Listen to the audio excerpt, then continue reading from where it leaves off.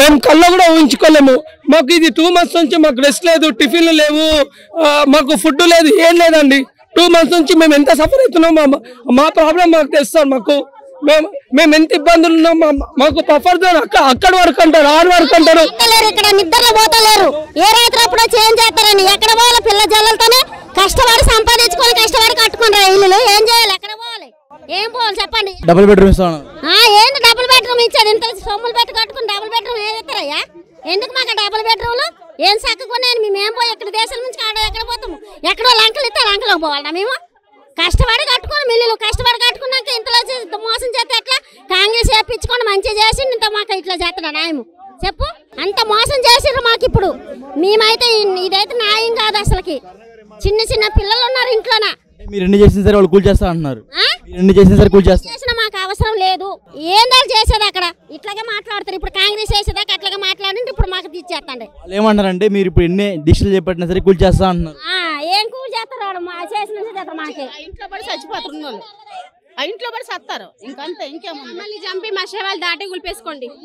మేము వాడినే చంపేస్తాము. వచ్చి రేవంత్ రెడ్డి ఇల్లు కూడా కొడతాం. మేము ఉండనే ఉంటాం ఇక్కడ. వచ్చి నాకే కావాలి. మేము మమ్మల్ని చాలా సాగు కొడతాం అంతేగాని మేమైతే ఇడిచిపెట్టము. ఇల్లు అయితే మాట పోయేదాకా ఊరుకోము. ఇల్లుతో పాటు వాళ్ళు చచ్చిపోతారు అంతే, ఇంకేముంది? మనం ఇంటికి కట్టుకున్నాం. మాకు పుణ్యానికి రాలేదు ఇల్లు. ఎవడ మాకు రూపాయలు ఇచ్చేది లేదు, చేసేది లేదు. కట్టుకోగలుగుతాం జీవితంలో మేము. పిల్లలు కరెంట్ లేనప్పుడు నీళ్ళు లేనప్పుడు ఏ లంచ కొడుకు వచ్చి చూసిండు ఇక్కడ చెప్పు? ఏ లంచ కొడుకు మాకు వచ్చి పెట్టిండు? ఏ కొడుకు ఏ బాడక వచ్చి మాకు ఇక్కడ పెట్టిండు? ఇప్పుడు లేపాలంటే ఎట్లా లేపుతాం మేము? ఎక్కడ పోవాలి మేము? ఇప్పుడు ఏ రోజు ఎవరు రాలేదు మాకు. ఇంతవరకు నీళ్ళు వచ్చినాయా ఎవి వచ్చినాయా అని ఏ గవర్నమెంట్ వాళ్ళు గవర్నమెంట్ అభివృద్ధి కోసం చేస్తుంది. అభివృద్ధి కోసం చేస్తే అభివృద్ధిని ఇంకా ముందుకు తీసుకెళ్లాలి తప్ప ఉన్నదాన్ని పోగొట్టుకుంటూ పోతే అభివృద్ధి అనేది ఏమంటారు? డబల్ బెడ్రూమ్ ఎవరి కోసం ఇవ్వాలి? లేని వాళ్ళ కోసం ఇవ్వాలి. మాకు ఆల్రెడీ ఉన్నాయి కదా, లేవు అని చెప్పి మేము అప్పీల్ పెట్టుకుంటే నువ్వు మాకు మాకు ఇవన్నీ ఇన్ని కాంగ్రెస్ ప్రభుత్వమే కదా ఇవన్నీ పర్మిషన్ ఇచ్చింది. ఈ రోజు ఆ రోజు ఇల్లు ఉన్నడికి పైసా పెట్టి కట్టుకోను. ఇల్లు ఉన్న వాళ్ళకి ఎందుకు ఇవ్వాలి డబుల్ బెడ్రూమ్? లేని వాళ్ళకి ఇవ్వమన్నది తెలుసా? లేని వాళ్ళకి ఇవ్వను. మాకు ఉన్నది ఎందుకనక మాకు ఉన్నది ఉన్నట్టుకేసి ఉండమను. ఇల్లు గొడవ ఇవ్వద్దు కదా. పర్మిషన్లు ఇస్తే మేము కట్టుకోకుండా ఉండేవాళ్ళం కదా. ఇంత పెద్ద బిల్డింగులు మేము కట్టుకున్న తర్వాత ఇప్పుడు మేము కాల్ చేయమంటే ఎక్కడికి వెళ్ళాలి? డబుల్ బెడ్రూమ్లు ఏమిటికి? మాకు కోట్లు పెట్టి కట్టుకున్నాం ఇల్లు. ఇప్పుడు డబుల్ బెడ్రూమ్ అంటే ఏమిటికి అవసరం? మాకు డబుల్ బెడ్రూమ్లు ఏమిటికి? ఆ రోజు ఏ రోజు అయితే మేము బాధలు ఉన్నామో ఆ రోజు గవర్నమెంట్ రాలేదు.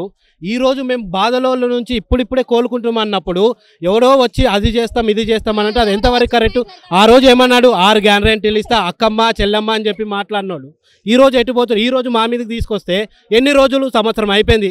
14 నవంబర్కు సరే, ఈ రోజు నవంబర్ వస్తుంది, ఇంకో నెల అయితే సంవత్సరం అయిపోయింది. ఇంకా 3 నెలలు. ఇప్పుడు ఏదైనా అభివృద్ధి చేస్తా అన్నాడు కదా, ప్రతి పూట ఏదైనా సరే 3 రంగులు జెండా పట్టుకొని ఎదిగినోడు. మరి ఆ రోజు ఇప్పుడు ఇంద్రమ్మ అంటే ఏంది? ఇంద్రమ్మ గాంధీ పార్టీ ఆఫీస్ అని అంటే ఏందన్నట్టు? ఇంద్రమ్మ ఎక్కడ చూడు ఊర్లలో ఇంద్రమ్మ ఇల్లులు ఉంటాయి. ఈయన వచ్చి ఇంద్రమ్మ ఇల్లుని పీకేస్తా మాకు ఇంద్రమ్మ కూడా ఇల్లు ఇయ్యలేదు. అంత శాతగానుడు ఓటు ఎందుకు వేయించుకోండు? ఓట్లు వేపించి మమ్మల్ని ఎందుకు మోసం చేసిండు? అది వేయలేదా మేము? ఓట్లు వేసి మాకు ఇట్లా చేసిండనే మాకు ఇప్పుడు మంట పడుతుంది. మరి 1 సంవత్సరం 2 సంవత్సరాలు కాదు, 25 ఏళ్ళు అవుతుంది మేము వచ్చి. మేము ఇక్కడే పెరిగినాం, మేము చదువుకున్నది ఇక్కడే, మా స్కూల్ ఇక్కడే. మాకు ఏ రోజు నుంచైనా సరే మేము ఇక్కడే బతికిన వాళ్ళం. మా సొంత ఊర్లాగా మేము భావించుకొని మేము ఇక్కడ ఉన్నాము. ఈ రోజు నువ్వు వచ్చి మా మీద దంతా అని అంటే అది ఎంతవరకు కరెక్టు? ఈ రోజు నువ్వు వచ్చినావు మా దగ్గరికి, మేము నీ దగ్గరికి రామా? నీ ఇంటి మీదకి రాలేమా? సరే, ఈ రోజు నువ్వు పవర్లు ఉన్నావు, మాట్లాడుతున్నావు. రేపు నీకు పవర్ పోతే ఆ రోజు నేను నీ ఇంటి మీదకి వస్తే ఆ రోజు ఎవడైతే ఆపడు కదా నన్ను. ఈ రోజు నీ పవర్ ఉంది, పోలీసు వాళ్ళు ఉన్నారు, గవర్నమెంట్ ఉంది ఆయన కానీ మాట్లాడుతున్నావు. రేపటి దినం ఇంకోని గద్దెక్కిస్తా, ఆ దినం వాడిని అడ్డ చూసుకొని నేను నీ ఇంటి మీదకి వస్తా. ఆ రోజు నువ్వు నన్ను ఆపుతావా? ఆపలేవు కదా. అది కరెక్ట్ కాదు. నువ్వు చేయడానికి ఏంది? మాలాంటి వాళ్ళని కాపాడుకోవాలి నువ్వు అనేటువంటివి. నువ్వే మమ్మల్ని తొక్కి మమ్మల్ని బాధ పెడతానంటే ఎంతవరకు కరెక్టు? 1 రోజు 2 రోజులు కాదు కదా. ఇంతమంది తల్లులు ఉన్నారు, పిల్లలు ఉన్నారు, వీళ్ళందరి బాధ దుఃఖము ఒకసారి నీకు కలగట్లేదా? వాళ్ళ ఊసురు అనేది ఆయనకు ఒక కూతురు ఉంది, మనవడు ఉన్నారు. వాళ్ళందరూ బాగుంటారా? మమ్మల్ని అంతమందిని బాధ పెడుతున్నప్పుడు వాళ్ళ తల్లి పిల్లలు వాళ్ళ కుటుంబం బాగుంటుందా? మేమందరం ఈడే పుట్టిన వాళ్ళం.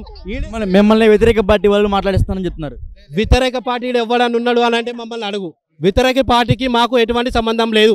ఇది మా సమస్య, మా కాలనీ సమస్య, మేము తీర్చుకునే సమస్య. వ్యతిరేక పార్టీ అనేటోడు ఎవడన్నా మాట్లాడితే మంచిగా ఉండదు. ఇక్కడ వ్యతిరేక పార్టీ ఎవడు అంటున్నాడు? వ్యతిరేక పార్టీ ఎవడా ఇక్కడ మాకు సపోర్ట్ చేసినాడు? సరే ఈరోజు వ్యతిరేక పార్టీ బీఆర్ఎస్ వాళ్ళు కానీ ఎవరైనా వచ్చి వేరే పార్టీ వాళ్ళు ఎందుకు రావట్లేదు అంటే వాళ్ళు ఓడిపోయారు కాబట్టి ఇంకా పట్టించుకోవాలి జనాలు. అంటే మళ్ళీ ఓట్ల కోసం అయితే రెడీగా వచ్చి ఉంచుంటారా? అంటే వాళ్ళు ఎవరికి బాధ్యత లేవా? ఇంకా వాళ్ళకి ఎవరికి బాధ్యత లేదా? వేరే వాళ్ళకి ఎవరికి బాధ్యత లేవా? ఇంకా వాళ్ళు ఏం చేస్తున్నారు? ఇంట్లో కూర్చొని ఏం చేస్తారు? వ్యతిరేక మా పబ్లిక్ పీపుల్ అంటారు కదా, ఏం పబ్లిక్ పీపుల్ వాళ్ళు? పబ్లిక్ పీపుల్ వాళ్ళు వేరే పార్టీ వాళ్ళు కూడా ఎందుకు నుంచోవట్లేదు? మాకు ఎందుకు సపోర్ట్ చేయట్లేదు? మేము ఇంతమంది పిచ్చోళ్ళం, మేము ఇంతమంది రోడ్ల మీడియా పూర్వకంగా వాళ్ళు సపోర్ట్ చేస్తా అంటున్నారు. మీడియా పూర్వకంగా ఎందుకు సపోర్ట్ చేస్తారు? మీరు చేయాలి, మాకు సపోర్ట్ మేము చేయం. ఎవరికి మీడియా వాళ్ళకి చేయం, ఎవరికి చేయం. మాది మేమే సపోర్ట్, మాకు మేమే యుద్ధం చేస్తున్నాం. ఎవరు చేయట్లా మాకు. పోలీసు వాళ్ళైనా సరే వాళ్ళు మట్టుకు ప్రొటెక్ట్ చేస్తే మాకు చేయమనండి, వెళ్ళిపోవాలండి. ఆఫీసర్లకు కానీ ఎవరికి చేయడానికి వీలేదు. పోలీసు వాళ్ళు ఇప్పుడు కొట్టడానికి వస్తున్నారు, మీదకి వస్తున్నారు. వాళ్ళకి భార్య పిల్లలు, వాళ్ళకి ఫ్యామిలీలు, వాళ్ళకి స్టూడెంట్స్, వాళ్ళ డ్యూటీ వాళ్ళు చేస్తున్నారు కదా. వాళ్ళ డ్యూటీలు అంటే వాళ్ళ డ్యూటీలు ఎందుకు చేస్తున్నారు? వాళ్ళని వాళ్ళు కాపాడడం కోసం ఆ సీఎం చెప్పిండు చేస్తామని, అది కాదు కదా. వాళ్ళు కూడా ఒక మనుషులే కదా. వాళ్ళు కూడా మాలాగా చదువుకొని జాబులు చేసి జాబులు కొట్టి ఈవెంట్స్ కొట్టి వాళ్ళు కూడా వచ్చిన వాళ్ళే కదా. జాబ్ రాకుండా చచ్చిపోయిన వాళ్ళు ఎంతమంది ఉన్నారు? నా ఫ్రెండ్స్ ఎస్ఐకి దానికి ప్రిపేర్ అయిన వాళ్ళు జాబులు ఇవ్వలేదు, ఎంతమంది చచ్చిపోయారు? ఆ రోజు ఏం చేసారు మరి ఈ పోలీసు వాళ్ళ? మరి ఆ రోజు అడ్డుపడవచ్చు కదా. ఈ రోజు ఇప్పుడు మా గురించి ఇంతమంది వాళ్ళు వస్తారు వీళ్ళు వస్తారు, వాళ్ళకి ప్రొటెక్షన్ ఇవ్వడానికి వస్తున్నారు. కానీ మా ప్రొటెక్షన్ కోసం మేమున్నాం, మేము కూడా మనుషులమే, మీరు కూడా మాతో పాటే అన్న ఒక్కరు మాట్లాడాడేందుకు? ప్రతిసారి పోలీసు వాళ్ళు వస్తాడు, కొడతాడు, లాగేస్తారు. జీపేకి సేమ్ చేస్తావయ్యా, చంపేస్తావా? జీపేకి అని అంటే ఎక్కలేమా? మాకు లేవా జీపులు? మేము ఎక్కలేదా జీపులు? ఒక మాట ఏమన్నా అంటే వాడు ఎక్కువ మాట్లాడుతున్నాడు జీపేకి అని అంటాడు. ఎంతమందిని అంటే ఇది ఆల్రెడీ మేము చంపుకొనే తెచ్చుకున్నది. ఎంతమంది అంటలేరన్న వచ్చిన ప్రతి ఒక్కరిని జీపేకి. నిన్న మాట్లాడుతుంటే ఒక ఆయన వస్తాడు, ఆమె ఎక్కువ మాట్లాడుతుంది జీపేకి అని అంటాడు. జీపేకి ఇచ్చేది మాకు జీపులు లేవా? మేము ఎక్కలేమా? ఏంది జీపేకి ఇచ్చేది?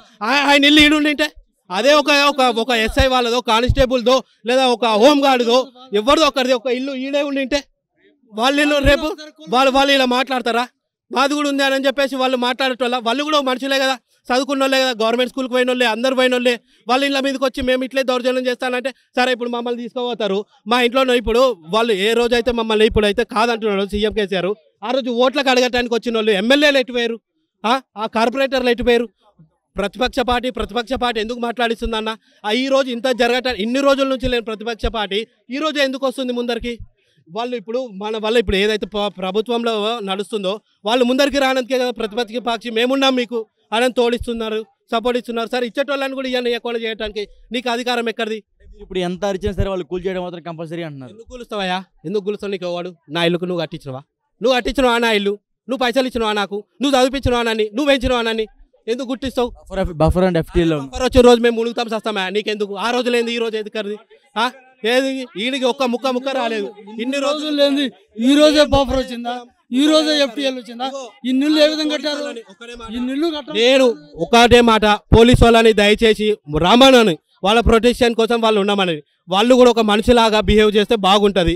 వాళ్ళు వచ్చి మిస్అండర్స్టాండింగ్ చేసి మమ్మల్ని కొట్టి బాధ పెడితే మాత్రం వాళ్ళకి ఒక కుటుంబం ఉంది, వాళ్ళకి ఫ్యామిలీస్ ఉన్నాయి, వాళ్ళు మనుషులే అనేది మాత్రం వాళ్ళు కూడా సాటి మనుషులే. వాళ్ళు కూడా చదువుకున్నారు, వాళ్ళకు కూడా గురువులు ఉంటారు. వాళ్ళు కొంచెం ఆలోచించుకొని ఒకరి మీద చేసేటప్పుడు మంచిగా ఒకరికి 2 సార్లు చెప్పి అమ్మ ఇది కాదని చెప్పేది లేదు.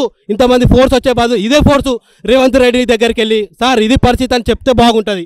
అంతేగాని ఇక్కడికి వచ్చి మా మీద దౌర్జన్యం చేస్తా అంటే వాళ్ళు కూడా చూసే ఉంటారు. ఒక మనిషి తలుచుకుంటే అంత లేచిన సీఎం ఇంతకుముందు కేసీఆర్ ఎట్లా దింపడమో రేవంత్ రెడ్డిని కూడా దింపడం పెద్ద పనేం కాదు. మా చేతికి కర్రలు వస్తాయి, మా చేతికి రాళ్ళు వస్తాయి. మేము మనుషులమే, మేము ఉప్పు కారం తింటున్నాం. అందరికీ రోషాలు ఉంటాయి కాదన్నాను. వాళ్ళు ఒక దెబ్బ పడితే మా 10 చేతులు ఉంటాయి. వాడు ఒక గుండె కడితే మేము 100 గుండెలు చూపిస్తాం. చేసేది ఏమీ లేదు. ఇక్కడ ఒకరికొరు సర్దుకుపోయి ఇది కాదు పద్ధతి. నువ్వు ఏదైతే ఉందో నువ్వు హైడ్రా ఏదైతే పెట్టుకున్నావో హైడ్రామని హై వాళ్ళ మీద చూపించుకోమని, గల్లీల గరీబోళ్ళ మీద కాదు నువ్వు అని నేను కోరుకునేది అదొక్కటే, మనస్ఫూర్తిగా సరే ఎవరైనా కానీ ఇప్పుడైతే నేను ఇప్పుడు మనకున్నది ఇంతకుముందు అయితే రేవంత్ రెడ్డి, ఇప్పుడైతే రేవంత్ రెడ్డి ఆయనను కోరుకునేది అదొక్కటే. ఎందుకంటే ఇంతకుముందు హైడ్రాలో ఉంది అని చెప్పి కేసీఆర్ కూడా అన్నాడు. సరే అదే విధంగా కూడా చెప్తున్నాము, దయచేసి గరీబోళ్ళ మీదకి రాకండి. మా గల్లీలు చిన్నవే, మేము గరీబ్ వాళ్ళ టార్గెట్ మీరే అంట. వాళ్ళ టార్గెట్ మేము అనుకున్నప్పుడు మా టార్గెట్ కూడా వాళ్ళే అవుతారు. బజార్ 3 ఏళ్ళు, జస్ట్ 3 ఏళ్ళు కళ్ళు మూసి కళ్ళు తెరిస్తే తర్వాత ఆయన ఏదైతే కుర్చీలో అదేమంటారు కిరీటం తెచ్చి పక్కన కూర్చోబెట్టుకొని చారి నీకే ఇంటర్వ్యూ ఇస్తా 10 ఏళ్ళు నేనే సీఎం నన్ను ఏదైతే చెప్పిండో అది మాత్రం ఆయన కళలాగానే మిలుగుతుంది. నమస్తే, నేను మీ Gopi. Welcome back to our channel. HYDRAA. ఈ హైడ్రా అనేది హైదరాబాద్లో అందరిని భయపెడుతుంది. ముఖ్యంగా ఈరోజు మూసీ నది పరివాహక ప్రాంతం అనేది అభివృద్ధి చెందాలని ఇక్కడున్న ఏదో చుట్టుపక్కల ఇల్లు అవన్నీ కూలగొడుతున్నారు. సో దాని గురించి మనతో మాట్లాడడానికి, వాళ్ళ ఆవేదన వ్యక్తం చేయడానికి ప్రజలు ఉన్నారు. ఏందమ్మా మీ ఇల్లు బఫర్ జోన్లో ఉంది, FTL ఉందని చెప్తున్నారు. అది ఎప్పటి నుంచి మీ ఇల్లు అక్కడ కట్టుకున్నారా మీరు? 15 ఏళ్ళ ఎట్లా కూలగొడతారు, ఎట్లా రిజిస్టర్ చేసిరు, ఎట్లా నల్లు ఇచ్చిరు, ఎట్లా కరెంట్ ఇచ్చిరు, ఎట్లా అప్పు చేసి కట్టుకున్నాము. అప్పు తీరక ముందుకే బీమారి వచ్చింది మా ఆయనకు. మా ఆయన చనిపోయిండు. ఎట్లా చనిపోయిండు అంటే లివర్ ఖరాబ్ అయింది. ఆయన తాగడు తినడు. మళ్ళీ మా బాబుని ఏమన్నారు, ఇయ్యాలే తండ్రి బతుకుతాడు అని 10 మంది డాక్టర్లు అన్నారు. వాళ్ళ నాన్న కూడా కొట్లాడి ఇప్పించుకుండు లివరు. ఆయన 5 రోజులు చచ్చిపోయిండు. నా కొడుకు కూడా కష్టం చేసి నన్ను సాదడు. ఆయనకు 3 పిల్లలు. నేను ఇల్లు వదిలిపెట్టిపోయి వేరే ఇళ్ళలో పని చేసుకుంటా ఈ పైసలు కొంట పోయి లోన్ కట్టుకుంటున్నా. నేను అప్పులు కట్టుకుంటున్నా. అప్పులు నాకు నమ్మిన వాళ్ళు ఇచ్చిరు. అప్పులు నేను తీర్పుతా. నా మొగడు వచ్చినా నేను తీర్పుతా. నేను ఇంట్లో ఉంటే ఒక రూమ్ కిరాయి పోతుంది అని ఎవరో దొరోళ్ళ ఇళ్ళలో పని చేసుకొని నేను ఎట్లా 62 ఏళ్ళు వచ్చినాయి. పింఛన్ లేదు. నా భర్త చచ్చిపోయి 3 ఏళ్ళు. నా కొడుకు ఆర్గాన్ ఖరాబ్ అయింది. నా కొడుకు చేసి పెడితే అట్లేడు. నేను ఎట్లా బతకాలే? ఇక ఏం లేదు. సీఎం ఎవరో ఏ పోలీసు వాళ్ళు వచ్చి కూలగొడతారో నన్ను ఇక్కడ వాతి పెట్టి ఆ ఇల్లు కూలగొట్టుకోరు సార్ అని చెప్తా. మరి ఇంకేం చేయాలి? నన్ను వాతి పెట్టురు. నా మీద ఎవరు మన్ను పోసినా నేను చూడ. అప్పులోళ్ళు నేను చచ్చినాక నాకేం కాదు. నన్ను ఇక్కడ మీరే బొంద పెట్టిన ఇల్లు కూలగొట్టురు. లేకపోతే వెళ్ళిపోయారండి వాళ్ళు. మీరు ఎంత బెదిరిస్తున్నారు మీ ప్రజలందరూ, కిరోసిన్ పోసుకుంటారు, అయినా సరే వాళ్ళు ఆగట్లేదు కదా. ఎందుకంటే ప్రజల మీద ఆయన మనిషి, మేము మనుషులం కామా? ఆయననేమో సీఎం అయ్యిండు మనిషి. ఆయన అమ్మకు పుట్టిండు, మేము పుట్టలేదా? అదే సారు అప్పుడేం చేసిర్రు? కలంకాయుధం ఇచ్చేటప్పుడు, కరెంట్ ఇచ్చేటప్పుడు, నల్లు ఇచ్చేటప్పుడు ఏం చేసిండు? ఇది ఇసొంటి నాలే వద్దు, మీరు కట్టే అవసరం లేదని ఒకసారి చెప్తే మేము వెళ్ళొద్దు కదా. ఇంత కష్టపడి కట్టకపోదుం కదా. అదే గుడిసేసుకొని ఉంటే ఇలా గుడిసె కూలగొట్టినాం కాక్కో కదా. బిల్డింగ్కు మిట్టలు ఎందుకు ఇచ్చిర్రు? షాపులన్నీ ఎందుకు కుల్లబెట్టిరు? ఎందుకు కంపెనీలు కుల్లబెట్టిరు? చెప్పురు. అది కూడా అయ్యా ఎందుకు రాజ్యాన్ని బాగుపడనిచ్చిరు? రాజ్యంతో ఓట్లు వేసుకుర్రు. రాజ్యాన్ని ముంచుదామని సీఎం అయినవా నువ్వు? నోటీసులు ఇచ్చారమ్మా? అరే ఎందుకు వచ్చినా నేను? నిన్న ఏకదమ్న నా కిరాయిలు ఏడ్చుకుంటా ఫోన్ చేస్తూ ఉరికొచ్చిన. నేను నల్లకుంటలు ఉంటా. నల్లకుంట నుంచి ఇక్కడికి వచ్చిన. నా కిరాయిలు ఏడ్చుకుంటా ఫోన్ చేస్తున్నారు. నాకు ఉన్న దొప్పెడు పోయినాక నేను ఎట్లా అప్పులు కట్టాలి? నన్ను ఆ సీఎమో ఆ సర్కారో ఎవరో, నాకు 5 అక్షరాలు రావు తెలియదు. నేను బర్లా కాసి బతికిన. నన్ను నా గల ముందర ఆదం పెట్టాలి, ఇల్లు కూలగొట్టాలి. ఇంకో ఏం నా ఇల్లు లేదు ఇడా. నల్లకుంట కోటగా నా పానం ఉసిపోతట్టు ఎవరన్నా గీత పోబెట్టమ్మా అన్నాడు. ఆ పెద్దవాడి బాధ అయితే ఆమె విధంగా వ్యక్తం చేస్తున్నారు. ఆమె